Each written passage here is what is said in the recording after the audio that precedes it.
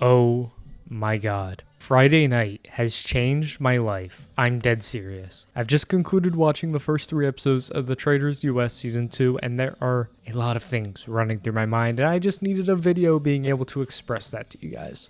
I originally was just going to do a breakdown of everything we got these 3 episodes, but I kind of have a review planned at the end of the season, and I think that kind of ruins the entire point of the review. So I'll take a different route while these thoughts are just fresh in my mind. I'm going to be giving you guys my top contenders that I believe will be winning the Traitors US Season 2.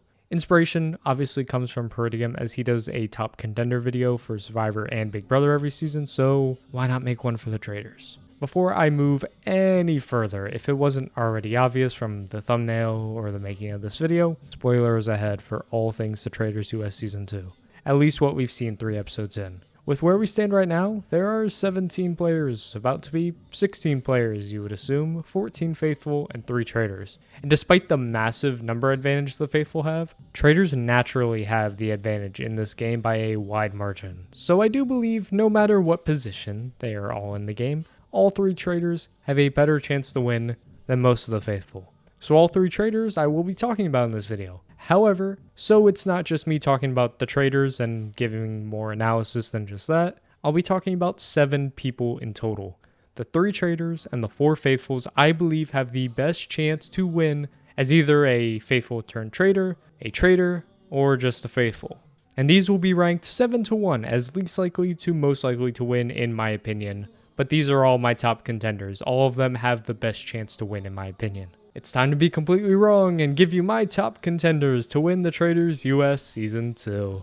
Number 7 is my fun pick. And people might look at me crazy, but I genuinely see a path for this person to win. It would never be as a traitor, but as a faithful I see the vision, as delusional as I might be. Give me Larsa Pippen as a top contender. If there's one thing Larsa Pippen is going to do, it's speak up. And that works so well for both the faithful and the traitors. First of all, Larsa would not murder her boyfriend at the second murder. I'm sorry, that would never happen. So she instantly is seen as faithful to pretty much everybody in the game. At the same time, she will speak up, she will throw names, and will not shy away from that. If she's right, which she was with Dan, they can't murder her or it pins a nice big target on the traitor's back. And if she's wrong, they'll keep her alive so she can keep on leading the faithful down the wrong path. There's always a big character faithful that makes it far in this game. And I'm pitching myself to the Larsa train. I think she has it in her. And she's been pretty damn good at this so far. The Parvati jacket gate was messy and I don't count that. But clocking Dan based purely on vibes is big for her game.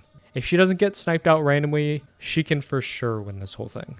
Number 6 is somebody who is also a faithful and will have a harder time getting through banishments, but I think a certain rivalry will let her escape getting murdered for a good portion of this game, and that's Sandra Diaz-Twine. Parvati physically cannot murder Sandra for at least a couple rounds because that points the arrow right back at her. So Sandra to me is safe from murder. While her shield right now is Parvati being a traitor, her biggest threat is Parvati being a traitor. I am and will always be convinced this feud will end with a victor, and I think it comes at the round table. Either Parvati is going to get a 1-up on Sandra, or Sandra gets a 1-up on Parvati. You simply cannot convince me otherwise. And Sandra is a contender here because I think she has a good chance to win the war. Sandra has been the only one who has talked about Parvati in a way that she's not afraid by any means to cut her throat. And if she's able to take down Parvati, it's Sandra motherfucking Diaz-Twine. She can find her way to the end of the game and win this whole thing. That is a contender in my eyes.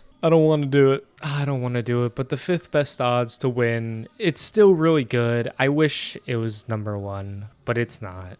But even then, some people probably wouldn't even have this person in the top 5 if they made a ranking, and I think that's crazy, despite the predicament this gentleman is in. It's Dan Gheesling. First of all, I will start with this. Dan Gheesling being a traitor was one of the greatest moments of my life, and I'm not being dramatic. Not at all. Seeing this man back on my TV when I never thought we would ever see him again, and being a traitor at that was everything to me. And I'm never going to take this for granted. And I also need to do some Dan Gheesling defending because I'm seeing not exactly slander on the timeline, but people are saying Dan is playing terribly or like he's lost a step. And I disagree with them completely. Bias aside, throwing the rose-tinted glasses away, Dan Gheesling strategically has not lost a step. Listen to Dan talk at the end of episode 1 about his thoughts when deciding who to recruit, and you can clearly see how sharp-witted he is. Dan catching heat during the Scarecrow challenge instantly goes for the shield to double bluff people. And whenever he started taking heat from Larsa and MJ, people look at that as bad because his pitch didn't convince them and they still voted for him. Well, guess what his pitch did do? Convince everybody else. Those were the only 2 votes he got. And who said it was a bad thing to have some heat on you? Spoilers for Traitors UK Season 1, but Wilf was getting heat from the beginning by Maddie. It only made him look more innocent. That is not my worry in this game for Dan. My worry for Dan is that he's Dan Giesling. No matter how far this man gets in the game, people can easily use the rationale of him just being Dan as a reason to take him out.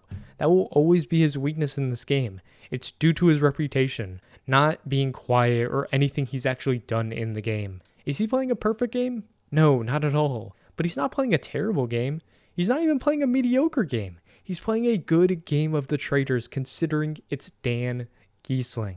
Let me tell you what, I will personally guarantee you this man makes it past this next banishment. Personally guarantee you. So at the very least, we're getting 2 more episodes of Dan Giesling. And who knows what happens. He's the go-to Big Brother for a reason, people.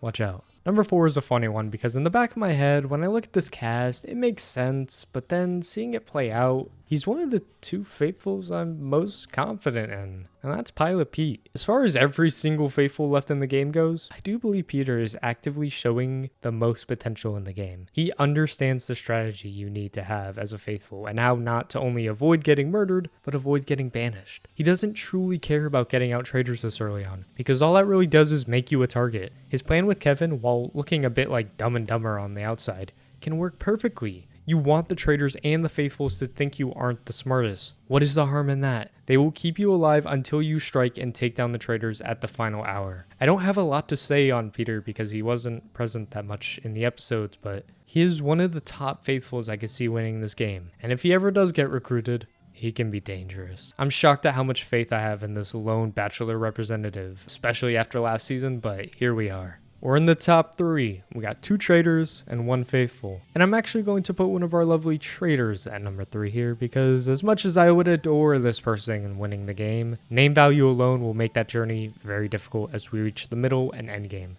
And that's Parvati. Oh my god, she was born to be a traitor. I'm entirely obsessed with Parvati, and I don't think that's good for my mental health to be this invested in every single traitor, but Parvati is in the most unique position compared to everybody else in this entire game. She was recruited to be a traitor. She was the tag along to Dan and Fadra. She spent the first day as a faithful and then became a traitor. But I think she has the capability to run shit in the traitor's turret. She's so charming, she's so good at getting people on her side and giving you the impression she could never murder these people. But nobody is safe from Parvati, and she is the traitor I have the most confidence in will be able to betray her traitor allies when the time is right. Did you see that crossed out D? I think Parvati is going to be here for a while, but it's only a matter of time until her name falls under the suspect list, and then it'll all depend on if she can evade and cut everybody else's throats to win the game. My number 2 is the faithful I am the most confident in this game, and it's actually hilarious to me how confident I am in this person, not just from how I thought they would do preseason, but even watching this person, I don't think you could guess which faithful I am most confident in. Here, I'll give you a second to guess in your head. You ready? Did you guess Tamara? Because if you did, you'd be wrong. It's actually Bergie. Yeah, Bergie. I'm unbelievably confident in 3 things. Bergie will not get murdered by the traitors for a long time. Bergie will not get banished at the round table for a long time. And Bergie will catch a traitor at some point during this season. If I was allowed to bet on the Traitors US Season 2, these are locks in my mind. Every single time Bergie got content in this batch of episodes, it was building him up. And I don't know if the Traitors has Edgic or the certain way they edit their episodes, but this Bergie content was so apparent that I just can't ignore it. He laid out his strategy. He'll be laying low, speaking up when he needs to, but never actively pointing the finger because that's not like Bergie. Just observing the traitors without leaking who we actually think they are. That's how you avoid getting murdered. And I mean, come on, it's Bergie. This man is never getting banished, like ever. And when it comes to my 3rd prediction of him finding a traitor, I think that's what all of this content is leading to. He's the underdog right now. Everybody likes an underdog. And when he fully comes out of his shell, I think it's going to be a massive success. And from there, he might just become a front runner if he can take down each traitor. If Bergie ever becomes a traitor, I think that might be doomed for his game. But if he remains a faithful, he is the most confident I've ever been in a faithful to win this game. Ever. If anybody's going to do it, it's going to be Bergie. Mark my words. My number one should genuinely be everybody's number one, because I don't think it's remotely close. Despite how highly I talked about Bergie, I still believe a traitor is winning this game. And that traitor, at least 3 episodes in, is by far and away Fadra Parks. This woman is incredible on all levels. First of all, I'll gladly take Fadra on my television all season. Thank you very much. Second of all, she's set up to win this game more than anybody else is. Who would ever suspect Fadra aside from her fellow traitors? Nobody. Not a soul. And even then, I don't think Dan and Parvati will see Fadra as a big enough threat to want to try and take her down. If anything, it'll be Dan turning on Parvati or Parvati turning on Dan, with Fadra in the middle of it all. The only possible way Fadra even gets looked at as being a traitor will be if she messes something up or slips up. But this woman has been around the block before. I don't think she'll be careless and mess up. Nobody in this game is set up as well as Fadra is. She is the top contender, and the rest of the season will be if Fadra is going to win or if somebody is going to take down Fadra. It's her against the house, and I would bet on her. Oh, this season is going to fuel me for the next 2 months. You have no idea. I feel like a little kid again watching these episodes. It was kind of embarrassing, actually. But I had so much fun the entire 3 hours, and I hope you guys did as well. Unless something out of this world comes about this season, this will probably be my last video on the Traitors US until the season concludes. I got some other videos to get done and out, and I might just be moving on to the total drama phase right now. With the second season of the reboot releasing all of the episodes last night, I will be making a review of that season as well as some other videos, either about the most recent season or just total drama as a whole. And aside from that, Survivor season is going to sneak up on us just like that, and any other reality TV content I'll be sure to talk about. For now, that's going to do it for me. If you made it to the end of this video, I love ya. Platonically, of course. And I will undoubtedly see ya when I see ya. Bye-bye.